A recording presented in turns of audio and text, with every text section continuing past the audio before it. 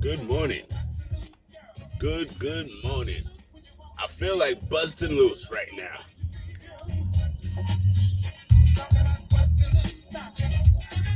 Because Julius Randle was busting loose a little bit last night. Listen, guys, the Knicks had a very good win last night. Yes, it was an unclean, so to speak. Listen, 25, 26 turnovers is unacceptable. I'm going to start there because I got to wax about that before I get into the good that I saw. We got to calm that down. You know what I mean? Randall had a great game, and we're going to talk about him in a second as well. But again, he also had 7, 8 turnovers. You know what I mean? We can't shoot ourselves in the foot while trying to take a step forward. You know what I mean? You're shooting yourself in the foot that you're taking a step forward in. You can't do that. You got to limit that. And then keep it a buck. We were what? 13 from 21 from the line, 13 to 21 from the line. So we missed like 8 shots from the line. That's 8 points. You know what I mean? If they kept coming back, that 8 points that we left at the line, that free money, could have came back to bite us. I love this song. Sorry, I'm old school, baby. It's what we do. All of me. I'm sorry, yo. I ain't heard this song in a long time. Anyway, so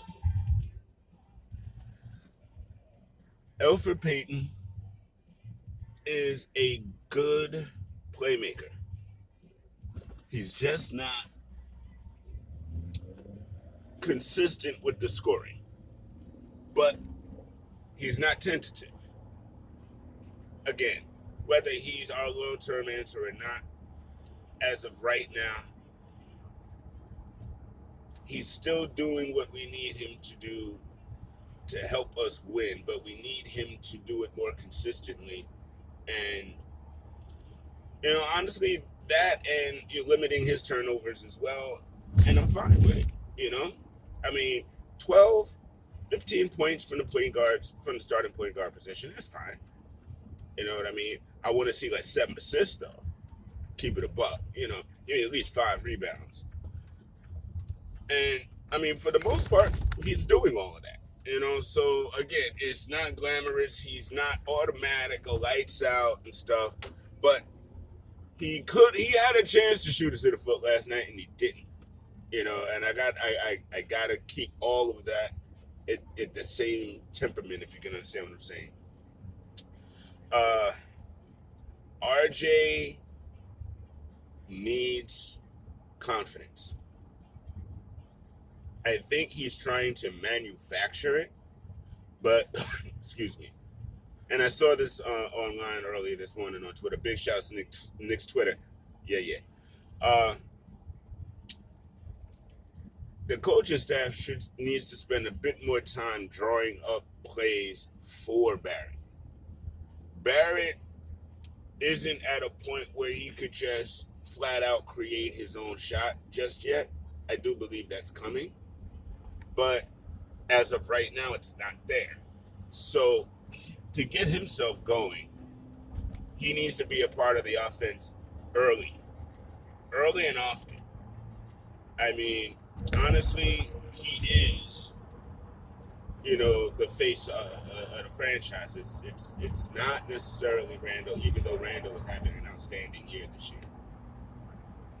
So we got to get RJ into a rhythm. And I think if we can get him into a solid rhythm,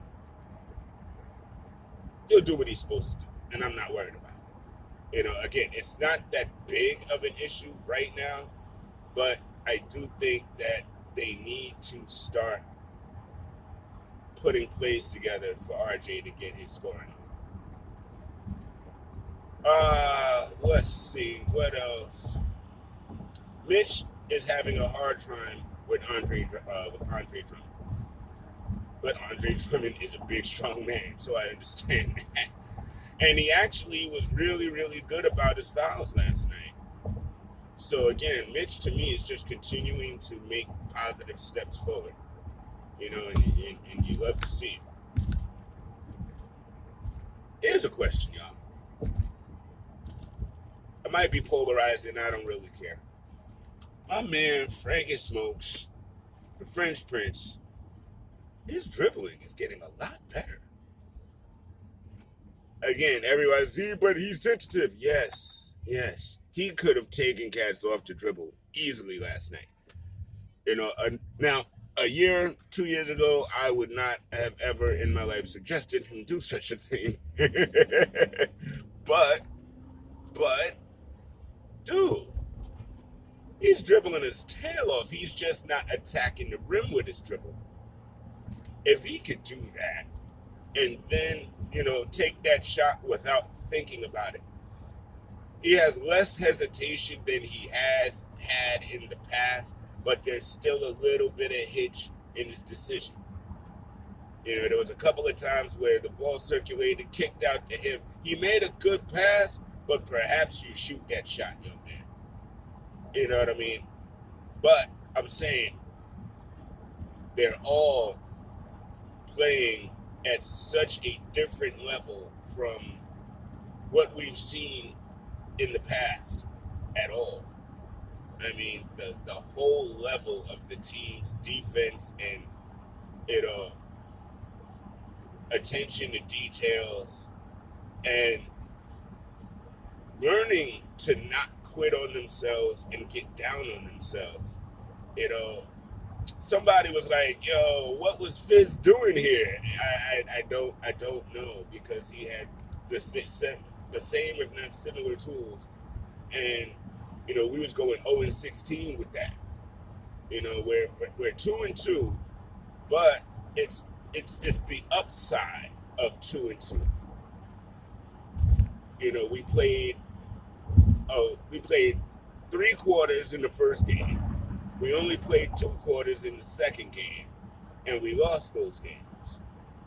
We played 2 full games against 2 good teams. Sorry, the Cavs were 3-0 when they met us. And, teams aren't necessarily supposed to be losing to the lowly Knicks. So, again, I'm not gonna sit here and say I'm not gonna belittle our win to say that the Cavs aren't good. Nah, are you kidding me? Up until they met us last night, they were tops in the league in 3-point shooting. Up until they met us last night. So there's a lot to be excited about based on the results of what we're seeing so far. And no, I do not believe that it's fool's gold. I was worried about fool's gold with Eifert scoring and stuff like that after the Milwaukee game, and I was a little worried about it with Alec Burks being out, because he was, giving us consistent offense. And what did they show me last night? That Bullock could give us that. That the next man up mentality is real within MSG and the New York Knicks organization right now. It's a breath of fresh air, if I must be honest. And it's a place where we as Knicks fans haven't been in a while. So it's just getting used to even thinking that we, could be a decent team at some point. Starting to see it is like, oh my God, look, it might be it might really be true. Again, the Raptors are our next test, and honestly, I'm not fearing them either, to be perfectly honest with you. I'm not. I said yesterday before the game that I felt like the Cavs would lose this game, and I was right. It was almost a blowout. If we did not turn the ball over 25 times and miss 8 points from the free throw line, that would have been another blowout. Back-to-back blowouts. You got to look at that. You got to see that.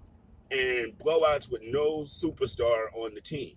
Passing the ball, playing like Golden State did a few years back.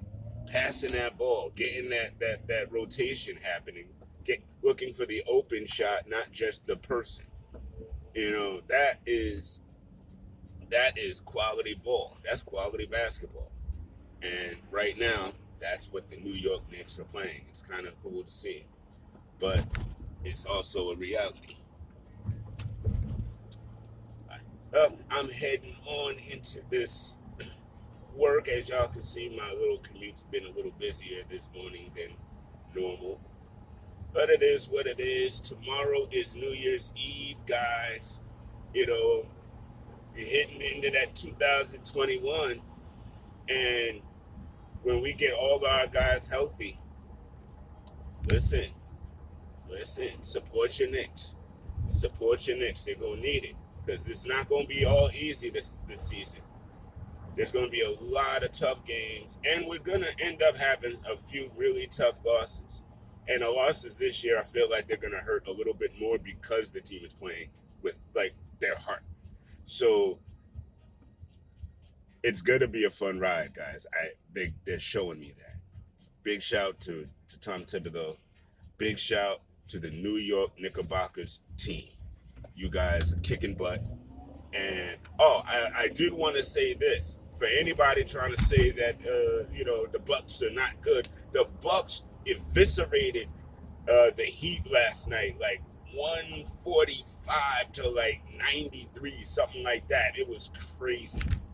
142, something like that. Still, it was nuts. So again, the Knicks blew that team out. You see the smile? Y'all see the smile. Listen, guys, Happy New Year. Candid Corner Season 4 will be starting January 6th. Mr. Lewis and myself will be back in the building. Big shouts to Couch Coach. I'm sorry I wasn't able to get on your show last night, my brother, but I got to make that up to you. Big shouts to the entire Off the Ball Network, man. The family. Big shouts to my brother Steven. They should be in the hospital, having a new baby today. So congratulations, man. I'm very excited for everything, all the good tidings and stuff coming. 2021 New York Knicks, I'm telling you.